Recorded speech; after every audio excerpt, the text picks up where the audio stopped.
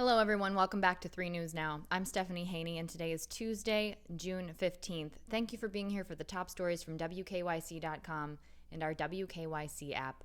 We start off with news that the U.S. has officially now hit 600,000 deaths related to COVID-19.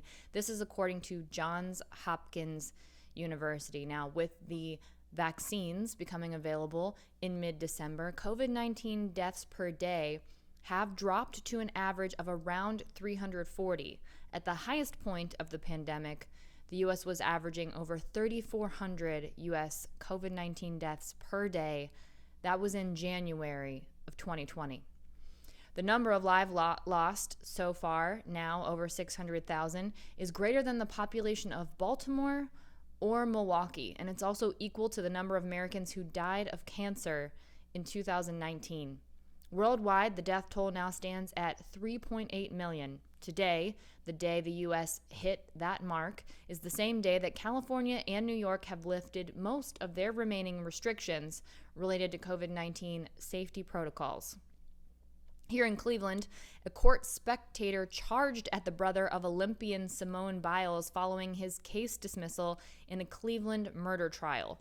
The murder case against the person was dropped today by Judge Seinenberg, and at that point, a woman in the court charged at the defendant and screamed, "You killed my baby." 3 sheriff's deputies tackled that woman before she could reach the defendant when the case was dismissed in Cleveland.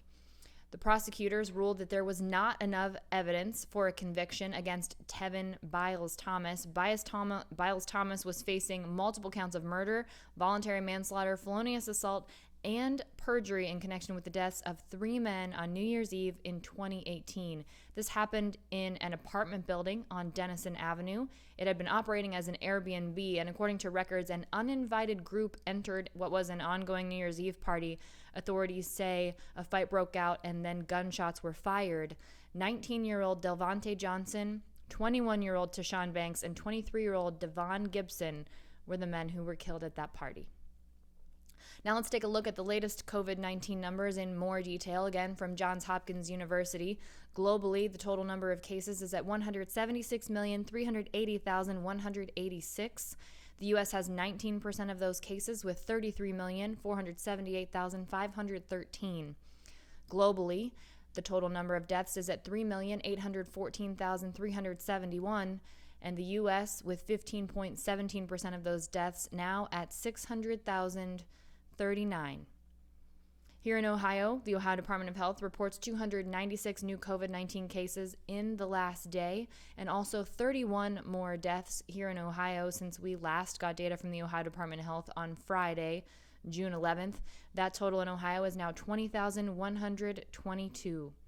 We've seen 54 new hospitalizations in the last day. That's up by 2 from yesterday. There are 373 people currently hospitalized related to COVID. That number is down, and so are the rest of these numbers to follow.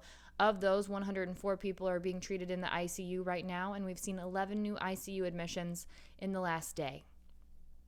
In the last day, almost 11,000 Ohioans have started the COVID-19 vaccination process, and more than 22,000 have gotten their second shot of the Moderna or the Pfizer vaccine, or their single and only shot of the Johnson & Johnson vaccine.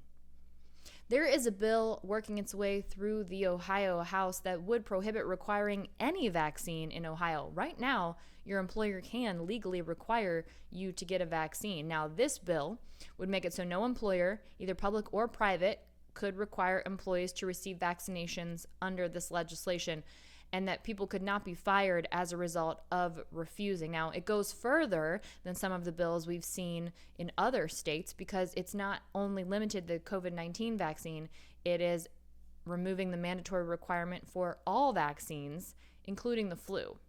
Now, the Health Commission in the House is scheduled to hear additional testimony on this today. The bill was first introduced in May. This bill is opposed by almost every statewide business organization here in Ohio. That includes the Ohio Chamber of Commerce and numerous hospitals, state associations of doctors and nurses, and other healthcare groups. A business and healthcare coalition said this: if passed, this legislation has the potential to reverse decades of immunity from life-threatening but vaccine-preventable diseases such as measles, mumps, hepatitis, meningitis, and tuberculosis.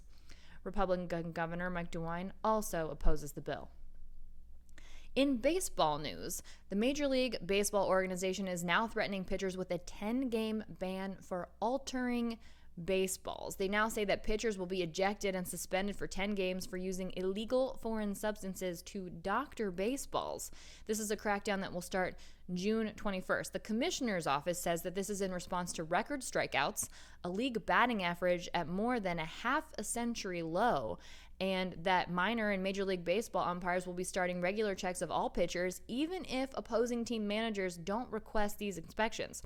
Baseball Commissioner Rob Manfred said in a statement that he understands there's a history of foreign substances being used on balls, but he says what we're seeing today is objectively far different. They're tackier substances being used, and it's being done more frequently before. And he says it's become clear that the use of these has morphed from trying to get a better grip on the ball into an unfair competitive advantage that's creating a lack of action on the field and an uneven playing field. He also said that many baseballs that have been collected as a result of an inspection into this have had a dark amber-colored substance on them that it's sticky to the touch, and these foreign substances increase the spin rate and the movement of the baseball, and it creates an unfair advantage over hitters and pitchers who don't use these substances, and again, results in less action on the field, which is something Major League Baseball does not want to see. Moving on to football, Cleveland Browns' Nick Chubb says his agent and the Cleveland Browns have discussed a contract extension, but he says he's just letting his agent and the Browns handle that. This was ahead of today's mandatory minicamp in Berea. He said he's just here to play, be here for his team, continue to get better, and try to become a better teammate and a better team. That's all he's focusing on, and the rest will take care of itself. However, he did confirm that his agent and the Browns have discussed a possible extension. He's now entering the final season of his rookie contract. Denzel Ward also says that the Browns have discussed a possible extension and that he wants to spend his entire career in Cleveland, but like Nick Chubb, he is letting his agent handle any contract extension talks with the Browns.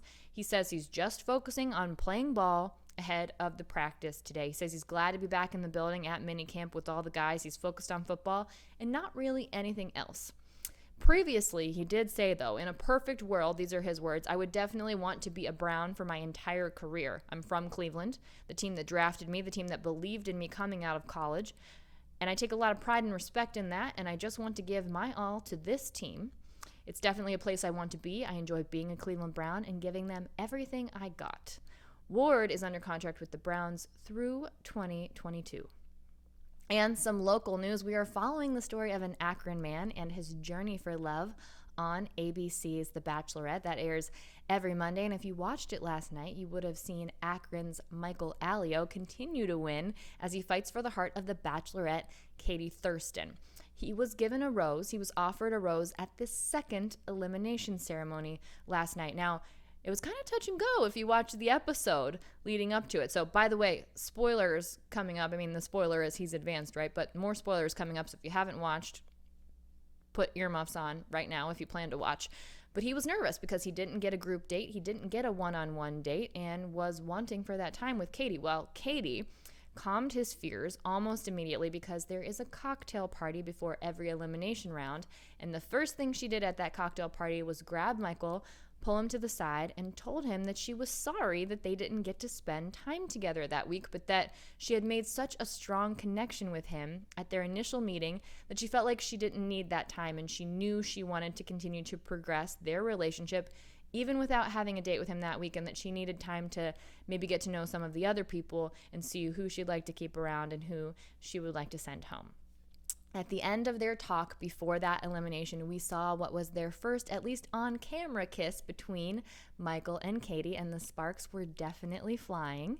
Now, we see a preview of what's to come at the end of every episode, and looking ahead, we see them on a quite adventurous date. We see them in a dune buggy, and it looks like the dune buggy flips.